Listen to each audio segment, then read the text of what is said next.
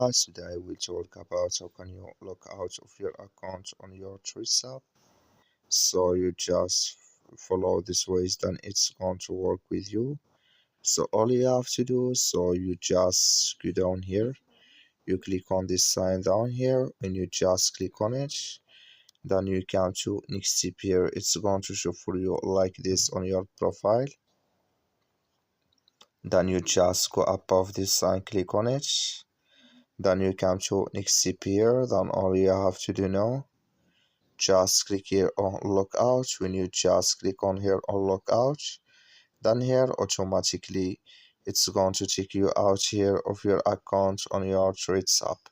So that's all you have to do. That's also just follow this ways here, then it's going to take you out of your account. That's all. Thank you for your watching. Don't forget to support us by liking and subscribe.